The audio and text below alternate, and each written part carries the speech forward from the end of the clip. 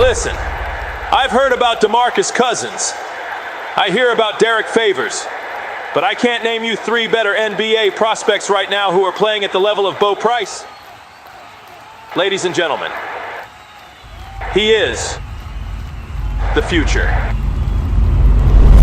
Welcome. In this story, we go back to the year 2009, where a skinny but tall 18-year-old kid was starting to capture the eyes of everybody around the nation. Being the tallest player on the court in high school, typically, coaches will have you underneath the rim, getting rebounds, putbacks, and playing like a true big.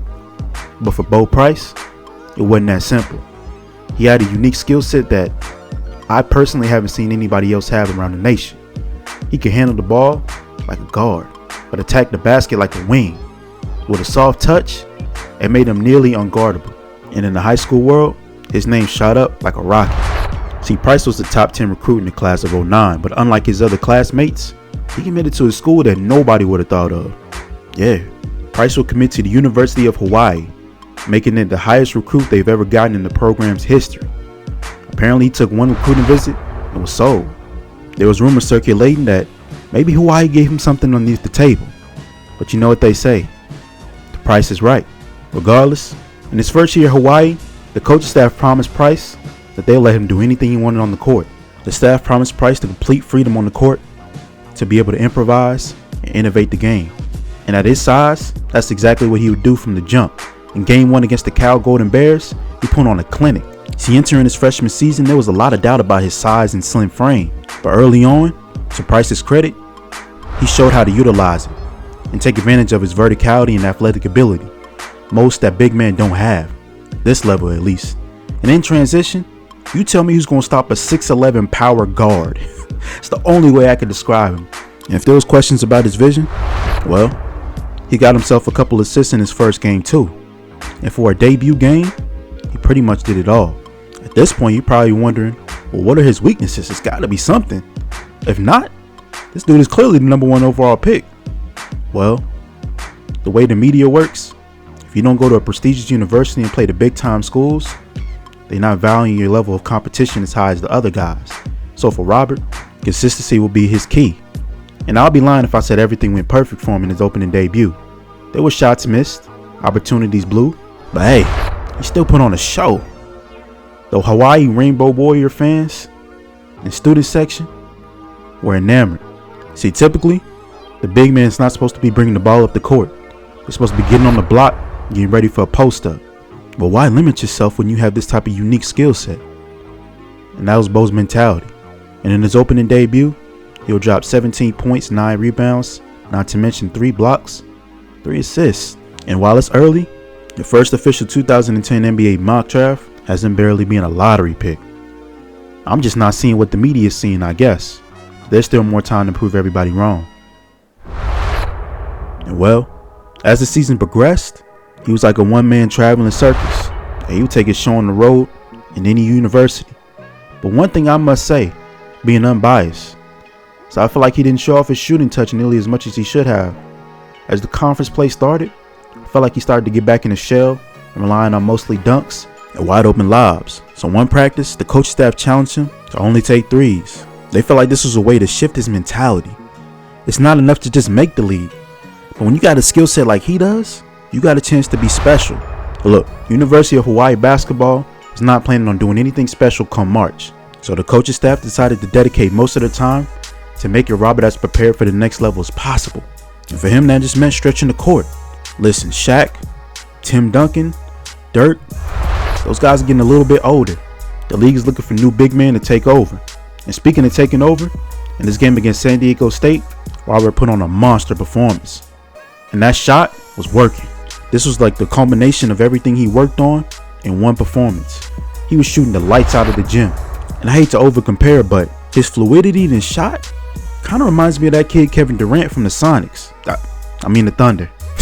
But for Robert, his college career was coming to a close, but his future was just opening up. And we can't sleep on his defensive abilities too. I mean, if you ask me, I'm taking him number 1 overall, and I don't want to miss out. I know the world is enamored by John Wall and DeMarcus Cousins out there at the University of Kentucky. And apparently I noticed some other big men across the country, i.e. Greg Monroe or Derek Favors. But who else at 6'11" is putting up 27, 12 rebounds, can also pass the ball and get you some blocks. But despite his monster performance, the media doesn't view it the same way I do. And with March Madness approaching, the guys ahead of him had a further chance to rise their stock, and all Bo could do is sit home and watch. Despite Bo's monster season, University of Hawaii did not make the March Madness tournament and got bounced out of the conference tournament early. So for Robert, that left him time to sit at home and watch other conference tournaments. And as Bo was watching Duke, he couldn't help but think and imagine if he went to Duke, he would have been the top 3 pick in this draft, no doubt. After switching channels, he stumbled across the Ivy League championship game, which happened to be at his peak. 1 point ball game, 2010 Ivy League title on the line. Nichols has a chance to cement his legacy and cap off one of the best Ivy League careers of all time. With NBA scouts in attendance to watch, he approaches the line for the 2 biggest free throws of his career. Here we go again, back in the fall of '09, for what I like to call the last dance. See, this story will take us through the eyes of one Drew Nichols, aka Bug. If you wonder why they call him Bug, well, look no further. He got the nickname as a kid because of his abnormally large eyes. He scared all the kids in the neighborhood growing up, but eventually everybody got used to it and the name Bug just stuck. And if you're like me, you're probably wondering, why do we care about a chubby 5'11" wide-eyed kid going to Princeton? In his first 3 years in college, he barely made a little noise. Because of his weight and his height, there was no real threat of him making the NBA. The mock drafts didn't even have him going 60.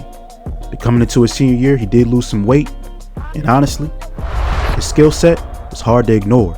In the opening debut game against Rutgers, he looked like Skip DeMalu mixed with Andre Miller, with a little bit of shot to add to it. See, the thing I like about Bug, he's really a 3-level scorer. His craftiness can get him to the rim with a layup. He can also shoot the mid-range as good as anybody I've seen in the college game. Not to mention he has the 3-ball working for him as well. And I promise this isn't a nod joke, but his vision is off the charts. He really does have eyes in the back of his head. The thing I love most is his attitude. He already knows that he's not projected to go in the NBA right now. But the way he plays, he got the confidence and swagger of a first-round pick. And listen, I know John Wall's projected to go number 1, the most electrifying point guard in college basketball. But tell me who's a guard out there getting you 26 with 9 assists and 3 steals. I could name one, but I'll wait for you. Regardless, my man's Bug had a lot to prove this season. It was bigger than just one game. As a matter of fact, one time I went to a Princeton home game and saw him working out with scouts pre-tip-off. Could this be a sign? Who knows? I don't want to jinx it, but the game I went to against Cornell, I saw him getting busy, as usual. See, at this point in the season, Nichols had already marked himself as the best guard in the Ivy League. Well, let me pause for a second. There is a guy at Harvard who's doing big things too. That's down the line. For right now, Nichols, as a senior, was emerging himself amongst the best point guards in college basketball. And for those who want to continue to pester on his size and his height, do something about it. Because in my eyes, he's shooting over those every single time. He had the Tigers rocking and rolling throughout conference play. Not really much teams could do about him. And at this point, it was all about showcasing what he could do at the next level that can get him drafted. At one point, it felt like he was getting repetitive though. He was scoring at an elite clip. He could pass the ball. He can get steals. But what else could he do that could really put him on the map across the college landscape? I'm talking about something different. Should he dunk on somebody? I don't think he got that in his game. Should he go for 40? I don't know. Then the idea hit Drew right before a game against Dartmouth. He decided he was going to dominate the game by not shooting the ball at all. I kid you not. This man didn't even look at the rim one time. Anytime he drove to the basket, he was basically using it as a decoy to attract the defender, just to kick it out to the wide open man. I mean, it's something I never would have thought of. At the college level, to try this? When you're the best player on the team and the team needs your scoring, the argument could be that he can only get away with something like this against Ivy League level competition. They may be right. I admit, Dartmouth had to be one of the worst basketball teams I've seen this season. But for Nichols, hey, the man did a plan and it worked. He didn't shoot the ball at all at this game. Yet the Princeton Tigers were still run off a 20-point lead while he was in the game. Imagine that. Imagine your best player. So you know what? Let me take over the game while swinging the rock, and everybody else was on board. Now looking at it, I'm actually not really sure how this helps his draft stock, but it made for a cool game that got him national exposure and a great headline. He did finish with 16 assists, 6 rebounds on 0 shots, and after a dominant regular season, it was time to cement his legacy in the Ivy League title game. Does that star-spangled banner yet wave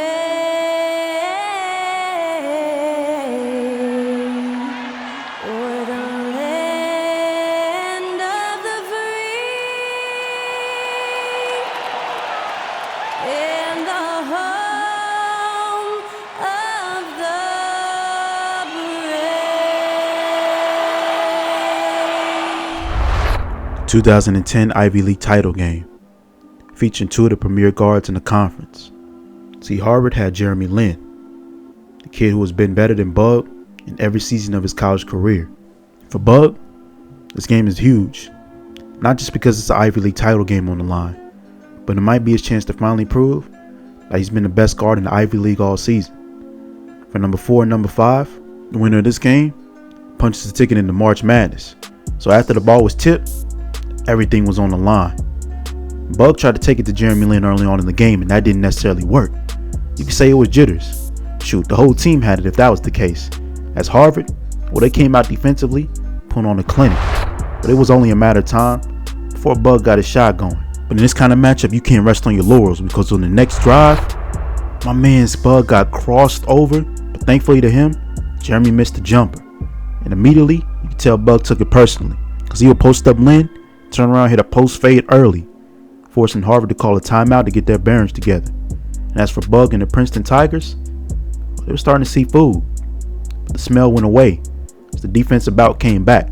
See, Bug would attack the basket, fall to the ground, miss it, and be late in transition, and have to watch Jeremy Lin hit a pull-up mid-range shot.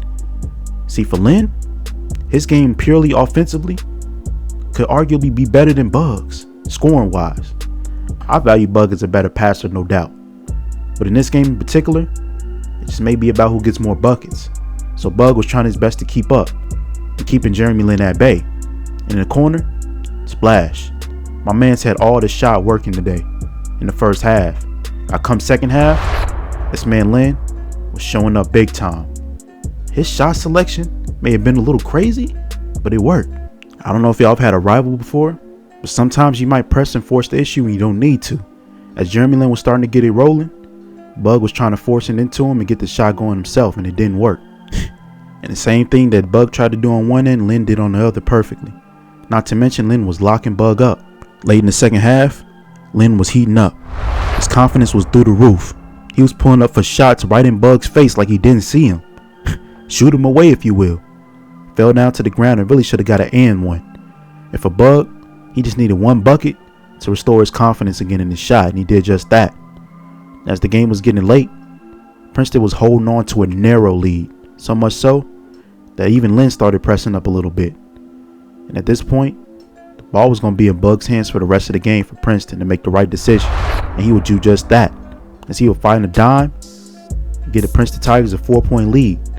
With time running narrow, it was on Harvard to decide if they were going to foul or just play straight up defense. And after Bug dribbled the ball out for numerous amount of time, he would get the ball right back, and Harvard had no choice but to reach in and foul. With a 4-point lead, Bug would knock down 2 free throws with 26 seconds to push the lead to 6, 56-50. But after a mistake defensively, he would leave Jeremy Lin wide open to cut the game back down to 3. One of his teammates would get fouled. With 24 seconds left in the one possession game, free throws were crucial. And after making the first, his teammate would miss the second, and Harvard would come right back down court with Jeremy Lin and the ball in his hand. And after a quick series of dribble moves, Jeremy Lin would fade for a three-pointer from about 35 feet and bury it to cut the lead to 1 with just over 10 seconds left in the game. And Bud couldn't believe it. The game was almost locked up like 10 seconds ago. And now it was on him to make sure this game doesn't get blown. With a 1-point lead and 2 free throws, Bud would take his time, knock down the first, and calmly and maturely make the second. The game was far from over. See, with a 3-point lead, Jeremy Lin was bringing the ball up in court, and at this point, he had been on pure insanity run. And with the last shot, he had a chance to tie the game up, and the shot looked pure out of his hands from 3. But it was off. And after securing the rebound, the Princeton Tigers would secure the game with no time on the clock, winning the Ivy League title in 2010, 59-56. And for Bud, this will cement his legacy. After a great bout with Jeremy Lin, it'll be a travesty not to see these two at the next level. But as of right now, the NBA doesn't see it the same way I do, as both of them are projected to still be undrafted. And as you can imagine, that's what makes making the March Madness tournament that much bigger. It'll be Bud's first chance to play on national TV, have a big time game, and maybe impress NBA scouts. If not, his NBA dreams might be over. About a month or so away from the NBA draft in 2010, and for Bo Price, that meant it's time for team workouts. And while initially Bo was projected to go as low as number 9, eventually some teams woke up and came to their senses. The first one being the Sacramento Kings. See, the Kings had the 5th pick in the draft, and they were looking to take a big man. And it was between the freshman of DeMarcus Cousins and Bo. But see, Minnesota had the 4th pick. While they already had Kevin Love, the idea of putting Bo next to him had them salivating at the mouth. With the 6th pick, it was the Warriors, and they invited Price in for a workout as well. But there was reason to believe that he wouldn't fall that far, as the scouts were starting to wake up and realize that Bo could really be the best prospect in the draft. Could he go number 1? Well, the media has already written that off as John Wall's pick. But anywhere from 2 down, well, Bo could be on the market. He performed in all 3 workouts, and it was only a matter of time before he would see his NBA dreams become a reality.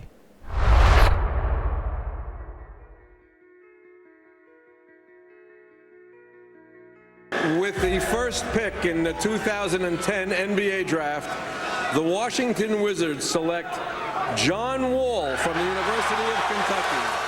No surprises here. John Wall was the consensus number 1 overall prospect, and the Wizards took him. At this point, it was all eyes and ears to see where Bo would get picked. With a little surprise, the New Jersey Nets would take Derek Favors with the number 3 overall pick out of Georgia Tech. But with him out the way, it clears the way for Minnesota. 4th pick in the 2010 NBA draft, the Minnesota Timberwolves select Wesley Johnson of Syracuse University. 5th pick in the 2010 NBA draft, the Sacramento Kings select DeMarcus Cousins from the University of Kentucky. Much to everybody's surprise, the Timberwolves and the Kings would pass on Bo. The Timberwolves decided to go with a wing in Wesley Johnson. And with the Kings, they chose DeMarcus. And while Bo had better numbers, they felt like Cousins had a bigger upside. That left only one team left that worked out Bo to make their choice. With the 6th pick in the 2010 draft, NBA draft, the Golden State Warriors select Robert Price, University of Hawaii. And number 6, Golden State would get their man. Bo Price was taken with the 6th overall pick in the 2010 NBA draft. The joy, the happiness of knowing where you're going as a 19-year-old kid, securing your future. Well, Bo is headed to the Bay for the 2010-11 season. And Drew Nichols had a spectacular senior season at Princeton, setting career highs all across the board and capped it off with the Ivy League title and the March Madness ticket. Just to not hear his name called on draft night. For Bud, it was the opposite of joy. It was tears. But he wasn't alone, as Jeremy Lin also didn't get drafted.